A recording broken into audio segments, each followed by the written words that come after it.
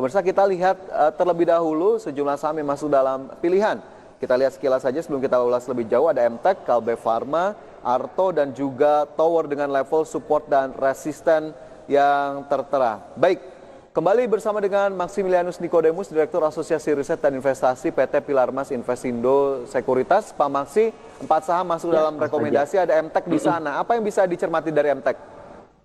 Oke, bahwa memang kalau kita lihat MTEK ini salah satu saham yang kami selalu perhatikan sebetulnya sejak awal tahun ini, Mas Fajar, begitu. Dan apalagi pun kalau kita lihat sebetulnya di MTEK itu kan diversifikasinya banyak sekali, tapi yang kalau kita perhatikan bahwa adalah MTEK khususnya tahun ini mulai fokus terhadap di bidang teknologi dan kesehatan. Nah, ini menjadi salah satu bekal yang baik bagi MTEK bahwa sudah mulai kelihatan fokusnya kemana dan menjadi bekal untuk menatap tahun 2022 mendatang. Nah, kami melihat apalagi dia juga punya buka, dia juga eksistensi itu ada video. Nah, ini menjadi salah satu varian yang cukup baik di bidang teknologi. Nah, kami melihat MTEK ini secara jangka pendek maupun jangka panjang ini masih cukup punya kekuatan nih, Mas Fajar, untuk bisa mengalami kenaikan.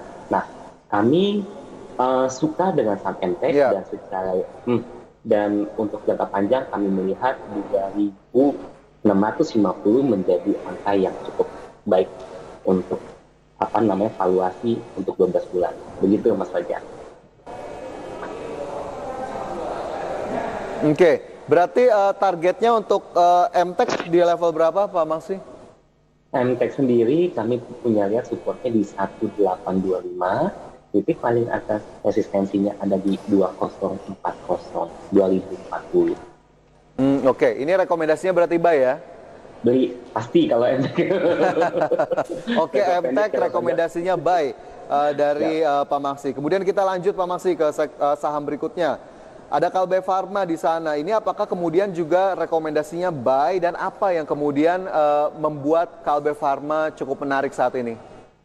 Betul, jadi memang kalau kita lihat sebetulnya di bulan ini kami melihat bahwa sektor healthcare gitu ya, kesehatan ini udah mulai back to back lagi sebetulnya, begitu Mas Fajar. Kenapa demikian? Karena dengan ada Indonesia atau BBRI terkoreksi 0,25% ke level 4.070, MDK turun 1,08% ke level 3.670, SMGR melemah 0,31% ke level 8.075, Pegas melemah 0,34%. Pak Maksi, posisi indeks harga saham gabungan kita, assessment atau analisisnya seperti apa ini di pembukaan hari ini? Masih sesuai dengan ekspektasi atau penurunan lebih lanjut sudah terkonfirmasi dari pembukaan saat ini? Baik, Mas Fajar. Jadi memang kalau kita lihat sebetulnya masih flip-flop gitu ya, Mas Fajar, masih up and down, tetapi memang kami melihat tekanan koleksinya lebih besar, Mas Fajar, dengan tingkat probabilitas di atas 55% bahwa indeks kita hari ini akan mengalami pelemahan. Nah, kami cukup berharap bahwa jangan sampai melemahnya lebih dari 64-80, Mas Fajar. Takut kebablasan ya, Mas Fajar, kan begitu. Nah, jadi memang kami melihat bahwa dibutuhkanlah sentimen-sentimen positif. Kalau kita ingat, Mas Fajar, ketika Omikron itu ada, gitu ya, kala itu ada muncul sentimen positif dalam bentuk undang-undang cipta kerja yang akan tetap lanjutkan gitu ya. Nah, tentu ini kami saat ini indeks butuh vitamin seperti itu, Mas Fajar, untuk bisa menahan pelemahan. Baik. Gitu ya, siap Mas Fajar. Oke, jadi kurang lebih view-nya seperti itu ya di posisi pembukaan hari ini. Kita juga sama-sama berharap ya tidak kemudian longsor lebih dalam lagi begitu ya.